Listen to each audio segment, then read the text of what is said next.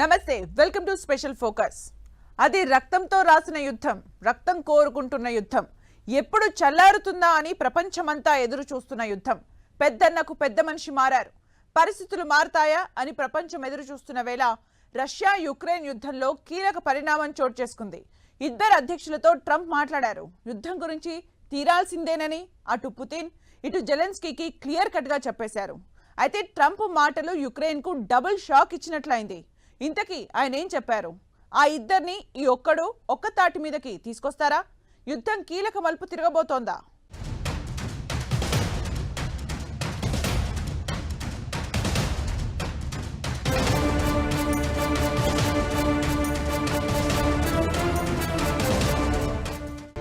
Russia Ukraine యుద్ధం ఆగినట్లేనా? Putin కు Trump phone call. ఏం జరిగింది? యుక్రెయిన్ కు ట్రంప్ వరుస షాక్లు. ట్రంప్ ఏం చెప్పారు? దేశాల రియాక్షన్ ఏంటి? యుద్ధం ఏ మలుపు తీసుకునే అవకాశం ఉంది? 3 ఏళ్లు 2 దేశాలు ఒక్క యుద్ధం. ప్రపంచ యుద్ధమే అనిపించింది ఓ సమయంలో. కోట్ల మందిని భయపెట్టింది, ప్రపంచాన్ని టెన్షన్ పెట్టింది.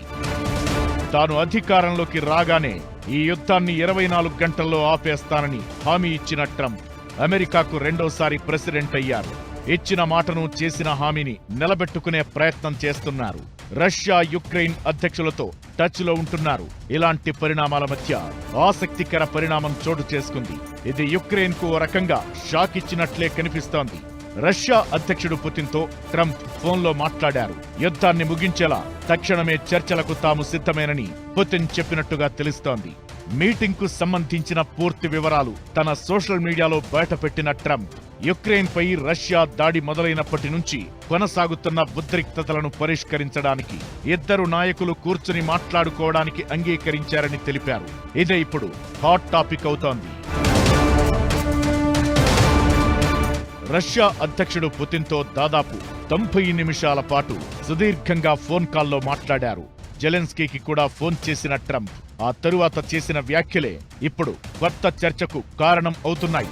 యుక్రెయిన్ కు నాటో సభ్యత్వం ప్రాక్టికల్ గా సాధ్యం కాదని ట్రంప్ తేల్చి చెప్పేశారు. దీంతో పాటు రష్యా ఆక్రమణలో ఉన్న భూమి తిరిగి యుక్రెయిన్ పొందే అవకాశాలు లేవంటూ బాంబు పేల్చారు. దీంతో క్రిమియా సహా రష్యా ఆక్రమణలోని ప్రాంతాలపై యుక్రెయిన్ ఆశలకు చెక్ పడినట్లయింది. ఇది ఓ రకంగా యుక్రెయిన్ కు డబుల్ స్ట్రోక్ లాంటిదే. ఇక త్వరలో యుక్రెయిన్ రష్యా శాంతి చర్చలు మొదలవుతాయన్న ట్రంప్ పుతిన్తో తాను సౌదీ అరేబియాలో భేటీ అయ్యే అవకాశాలున్నాయన్నారు. ఈ భేటీలో ఎలాంటి ఆలస్యం జరగదని హింటిచ్చారు. అయితే ఇప్పుడు ట్రంప్ చెబుతున్న మాటలతో యుద్ధం కొత్త మలుపు తీసుకునే అవకాశాలు కనిపిస్తున్నాయి. ఏ దేశాన్నైనా బెదిరించి దారిలోకి తెచ్చుకోవడం అమెరికాకు అలవాటు. అయితే ఇప్పుడు ఈ యుద్ధాన్ని ఆపేందుకు ట్రంప్ కూడా అదే పని చేస్తున్నారా అనే చర్చ మొదలైంది. రష్యాలో యుక్రెయిన్ విలీనం కావచ్చు, కాకపోవచ్చు అంటూ ఆయన చేసిన వ్యాఖ్యలు హాట్ టాపిక్ గా మారాయి. నిజానికి ఈ ప్రకటన జెలెన్స్కీని బెదిరించినట్లు వినిపిస్తున్నాయి. తన మాట వినకపోతే యుక్రెయిన్ కు అమెరికా సహాయం చేయడం ఆపేస్తుందని ట్రంప్ బహిరంగంగానే చెబుతున్నారు. అమెరికా సాయం లేకుండా యుక్రెయిన్ వీక్ అవుతుందని, దాన్ని రష్యా విలీనం చేసుకుంటుందని అంటున్నారు. దీంతో ఇప్పుడు యుద్ధం ఎలాంటి మలుపు తిరగబోతోందన్నది ఆసక్తికరంగా మారింది. ఇప్పుడు ట్రంప్ ఇద్దరు అధినేతలకు కాల్ చేసి మాట్లాడినంత మాత్రాన జరిగేదేమీ లేదు. ఈ యుద్ధం ఒక్క ఫోన్ కాల్తో ముగిసే ఛాన్స్ లేదు. చర్చలు ఇప్పుడు ప్రారంభమయ్యే అవకాశముంది. యుద్ధం ఖచ్చితంగా ఎప్పుడు ఎలా ముగుస్తుందనే విషయంలో ఇప్పటికైతే క్లారిటీ లేనట్లే. అందరూ కోరుకుంటున్నట్టుగా ఇది పరిష్కారం అవుతుందా అన్నది ఒక పెద్ద ప్రశ్న. ఎందుకంటే దీనిలో అనేక చిక్కుముడులు ఉన్నాయనేటువంటిది ముందుగా మనం గమనించాలి. ఆ చిక్కుముడులు అనేటువంటివి వాటిని వేసింది నిజానికి అమెరికా, ఐరోపాలోని దేశాలు తప్ప రష్యా కాదు అనేది ముందుగా మనం గమనించాలి. ఒక్కటి మాత్రం క్లియర్, ట్రంప్తో ఫోన్ కాల్ తరువాత పుతిన్ కొంతవరకు దౌత్యపరమైన విజయం సాధించినట్లే. 3 ఏళ్ల కిందట ఆయన ఇలాంటి పరిస్థితుల్లో లేరు. రాజకీయంగా అందరికీ దూరమయ్యారు. యుక్రెయిన్ ను పూర్తి స్థాయిలో ఆక్రమించుకోవాలన్న పుతిన్ నిర్ణయం ఆయన్ను ఒంటరిని చేసేసింది. యుక్రెయిన్ పై రష్యా దాడిని ఖండిస్తూ ఐక్యరాజ్యసమితి జనరల్ అసెంబ్లీ భారీ మెజారిటీతో తీర్మానాన్ని ఆమోదించింది. అంతర్జాతీయంగా రష్యాపై అనేక ఆంక్షలు విధించారు. అంతర్జాతీయ క్రిమినల్ కోర్ట్ పుతిన్ పై అరెస్ట్ వారెంట్ జారీ చేసింది. 2022 ఫిబ్రవరిలో యుక్రెయిన్ పై పూర్తి స్థాయి యుద్ధాన్ని ప్రారంభించిన తరువాత పుతిన్తో అమెరికా కనీసం టచ్ లో లేదు. నిజానికి ఈ యుద్ధాన్ని ముగించేందుకు అంతర్జాతీయ స్థాయిలో చాలా ప్రయత్నాలు జరిగాయి. అయినా ఎక్కడా ముగింపుకు వచ్చినట్లు కనబడలేదు. వార్కు ఫుల్ స్టాప్ పెట్టేందుకు గతేడాది జూన్లో పుతిన్ కొన్ని షరతులు విధించారు. అయితే ఇప్పుడు యుద్ధానికి ట్రంప్ తన మార్క్ ట్రీట్మెంట్ మొదలు పెట్టారు. దీంతో యుద్ధం ఏ మలుపు తిరగబోతోందన్నది ఆసక్తి రేపుతోంది.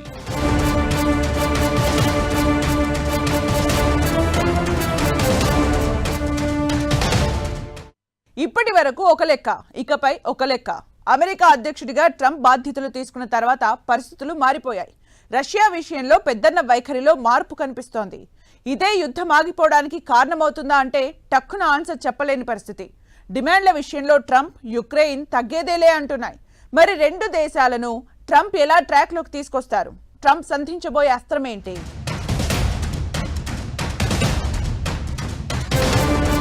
ట్రంపునకు యుద్ధాన్ని ఆపే సత్తా ఉందా? ట్రంప్ కండిషన్స్ కు వాళ్ళు అంగీకరిస్తారా? అసలు రష్యా యుక్రెయిన్ గొడవలేంటి? రష్యా యుక్రెయిన్ డిమాండ్లేంటి? యుద్ధాన్ని ట్రంప్ ఎలా సెట్ చేస్తారు?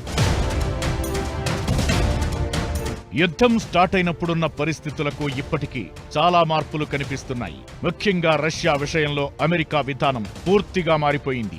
యుక్రెయిన్ యుద్ధాన్ని ముగించేందుకు పుతిన్తో కలిసి పనిచేయాలని అనుకుంటున్నానని ట్రంప్ అంటున్నారు.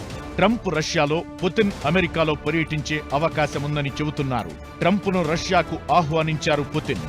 ఈ పర్యటన జరిగితే అమెరికా రష్యా సంబంధాల్లో భారీ మార్పు వస్తుంది.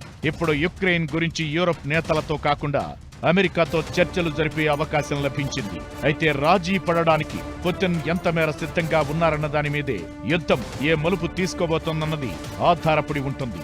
ఇక ఇప్పుడు ట్రంప్ ప్రకటన తరువాత యుక్రెయిన్ రియాక్షన్ ఏంటన్నది కూడా ఆసక్తి రేపుతోంది. డిమాండ్ల విషయంలో రెండు దేశాలు కూడా తగ్గేదలే అంటున్నాయి.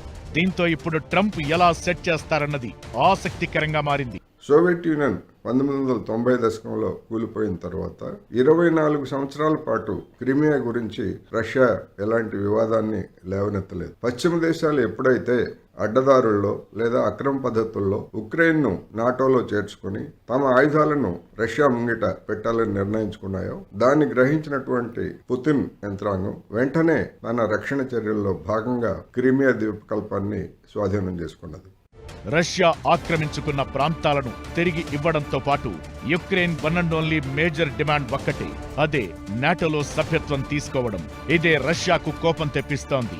యుద్ధాన్ని మొదలుపెట్టింది, ఇప్పటి వరకు కంటిన్యూ చేస్తోంది. అందుకే యుక్రెయిన్ నాటోలో చేరితే అమెరికా సహా వెస్ట్రన్ కంట్రీస్ సైన్యం ఆ దేశంలో తిష్టవేస్తుంది. అంటే తమ దేశం సరిహద్దులో శత్రు సైన్యం ఉంటుందని దాన్ని వ్యతిరేకిస్తున్న పుతిన్ యుద్ధం విషయంలో తగ్గేదలే అంటున్నారు. నాటో సభ్యత్వం పేరుతో అమెరికా సహా చాలా వెస్ట్రన్ కంట్రీస్ యుక్రెయిన్ను రెచ్చగొట్టాయి, భారీగా ఆయుధాలు అందించాయి. యుద్ధం మొదలైంది. 3 ఏళ్లు గడుస్తోంది. జెలెన్స్కీ ఎన్నోసార్లు మొరపెట్టుకున్నా ఇప్పటికీ నాటో సభ్యత్వం మాత్రం దక్కలేదు. తీరా ఇప్పుడు యుక్రెయిన్ మీద మాటలతో బాంబు వేశారు ట్రంప్. యుక్రెయిన్కు నాటో సభ్యత్వం ప్రాక్టికల్ గా సాధ్యం కాదని తేల్చి చెప్పేశారు. పుతిన్తో గంటన్నర ఫోన్లో మాట్లాడిన తరువాత ట్రంప్ ఈ మాట చెప్పడం, ఆ తరువాత ఆయన ఏం చేయబోతున్నారో చెప్పకనే చెబుతోంది. ఇక రష్యా డిమాండ్ల లిస్ట్ భారీగానే ఉంది. నాటోలో యుక్రెయిన్ చేరకూడదన్నది ప్రధాన డిమాండ్.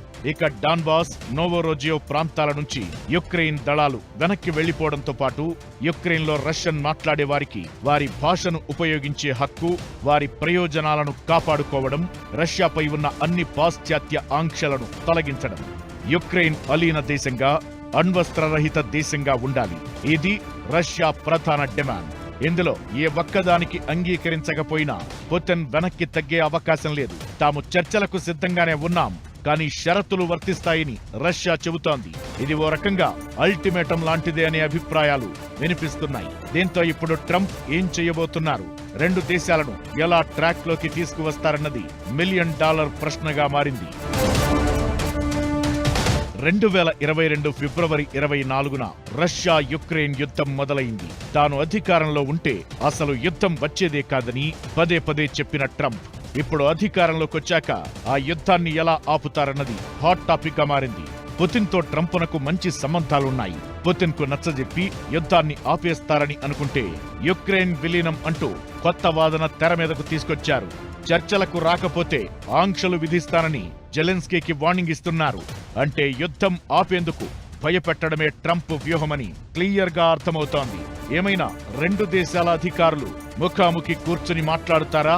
ట్రంప్ చెప్పిన దానికి ఓకే అంటారా లేదా అని ప్రపంచమంతా ఎదురు చూస్తోంది.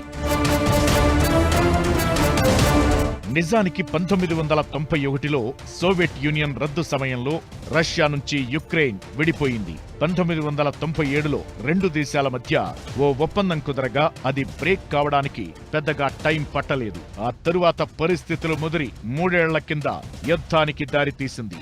అలాంటి యుద్ధానికి ట్రంప్ ఎలా ఫుల్ స్టాప్ పెడతారన్నది ఇంట్రెస్టింగ్ గా మారింది.